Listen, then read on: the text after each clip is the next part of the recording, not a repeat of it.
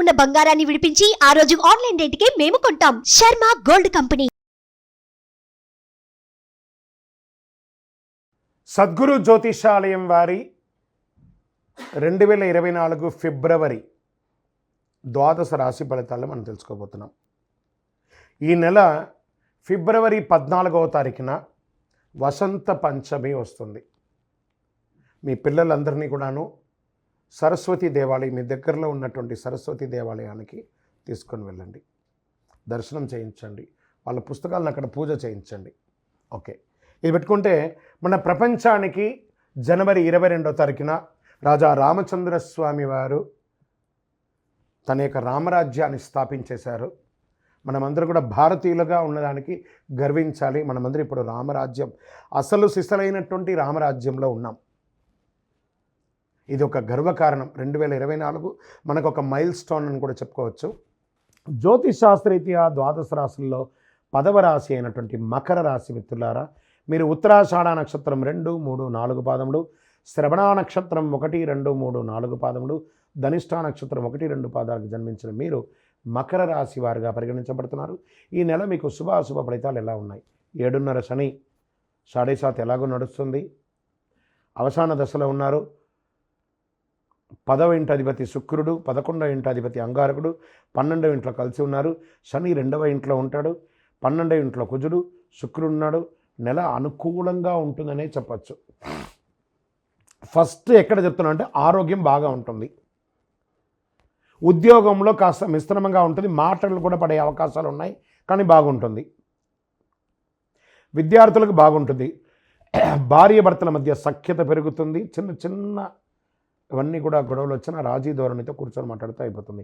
విలాసవంతమైనటువంటి ఖర్చులు, విహారయాత్ర వెళ్ళడము, ఇంటికి కావాల్సిన గృహోపీకరణ వస్తువులన్నీ కొనడం జరుగుతుంది. కాస్త ఆరోగ్యం పట్ల జాగ్రత్తగా ఉండాలి అని, మిశ్రమంగానే ఉంటుందని చెప్పిన ఆరోగ్యం బాగున్నా మనం తీసుకునే బయట ఆహారాల ద్వారా ఇబ్బంది అవుతుంది. విదేశీయ యోగం ఉంటుంది. విదేశీయ యోగం ఉన్న వారికి గ్రీన్ కార్డు అలాంటివి ప్రారంభమవుతుంది. స్వదేశంలో కూడా ప్రయాణాలు ఎక్కువ ఉంటుంది. స్థాన చలనం ఉంటుంది. మీరు ఉన్న స్థలం నుంచి దూరంగా వెళ్ళే అవకాశాలు ఉన్నాయి. ఇంటర్వ్యూలు ఫలిస్తాయి. విదేశీయ పరిచయాలు యోగిస్తాయి. కొత్త అగ్రిమెంట్స్, ల్యాండ్ కానీ ఇల్లు కానీ అగ్రిమెంట్ చేసేటప్పుడు, ఏదైనా బిజినెస్ అగ్రిమెంట్స్ కానీ పార్ట్నర్షిప్ అగ్రిమెంట్ కానీ ఒకసారికి 2 సారి అగ్రిమెంట్స్ అని చదివి మీ లాయర్, మీ ఆడిటర్ని సంప్రదించి సంతకాలు పెట్టండి. ఉన్నత విద్య కోసం ప్రయత్నం చేసేవాళ్ళు, విద్యార్థులకి చాలా యోగం. మీరు కోరుకున్న యూనివర్సిటీలో విద్య పొందుతారు. రావలసిన ధనం, స్టక్ అయినటువంటి ధనం అంతా కూడా వస్తుంది. డెట్స్ అంతా కూడా క్లియర్ అవుతుంది. వ్యాపారస్తులకి మందకోడిగా ఉన్న వ్యాపారం పుంజుకొని అద్భుతంగా వెళ్ళే అవకాశాలు ఉన్నాయి. కుటుంబ సభ్యుల మధ్య చిన్న చిన్న మనస్పర్ధలు ఉన్నా అవి రాజీ ధోరణి ద్వారా తీసుకోవచ్చు.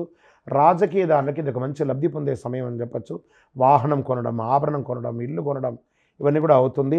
రాజకీయ నాయకులకి చాలా యోగంగా కూడా ఉంటుంది. Doctors, lawyers, research, police, defence వారికి చాలా యోగంగా ఉంటుందని చెప్పచ్చు. సినిమా, టీవీ, పత్రిక, వాగ్దారులకి, కెమెరాకి ఉన్న వాళ్ళకి అందరికీ కూడా ఎలక్ట్రానిక్ మీడియా, ప్రింటింగ్ మీడియా వాళ్ళకి బాగుంటుంది. ఊహించిన దానికంటే గొప్పగా ఉంటారు.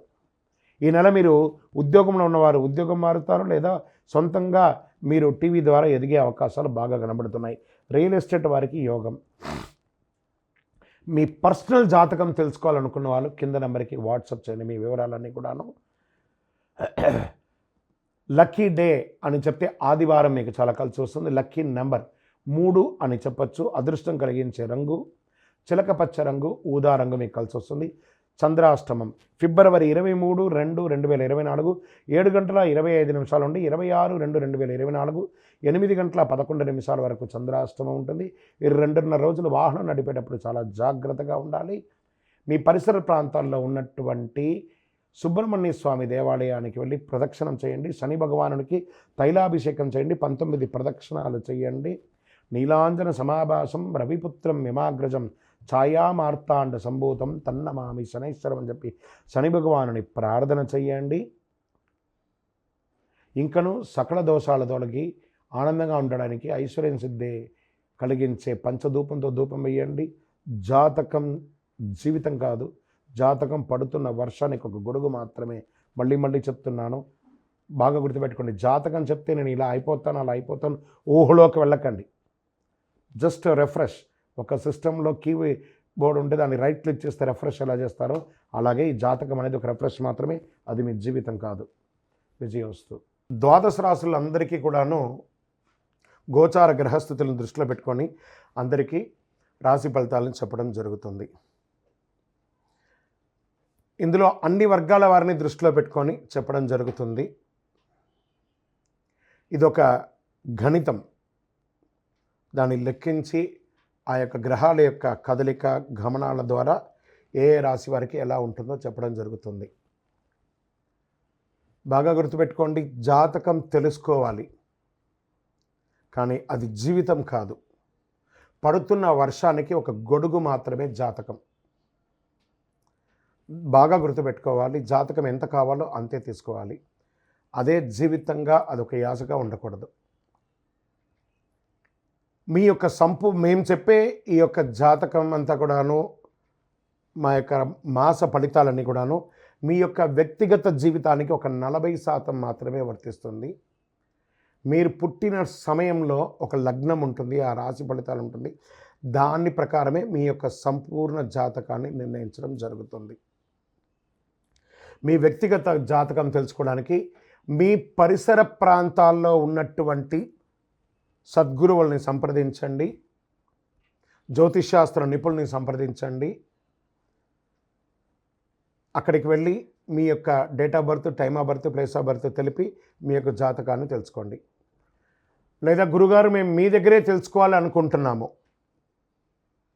అలా అనుకున్న వాళ్ళకి మీరు ఎందుకు జాతకం తెలుసుకోవాలనుకుంటున్నారు అనేదాన్ని మెన్షన్ చేయాలి.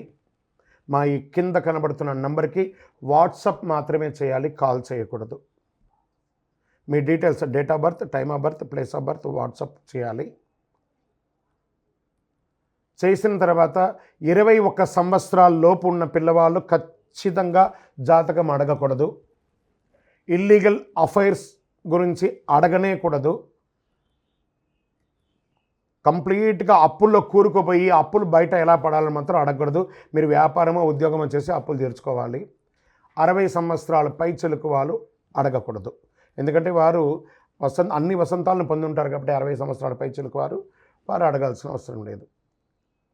మీ వ్యక్తిగత జాతకం, విద్య ఎలా ఉంటుంది, వ్యాపారం ఎలా ఉంటుంది, ఉద్యోగం ఎలా ఉంటుంది, వివాహం ఎప్పుడవుతుంది, సంతానం ఎప్పుడవుతుంది, ఆరోగ్యం ఎలా ఉంటుంది, భూమి ఏమైనా కలిసి, ఇలాంటివి అడగండి.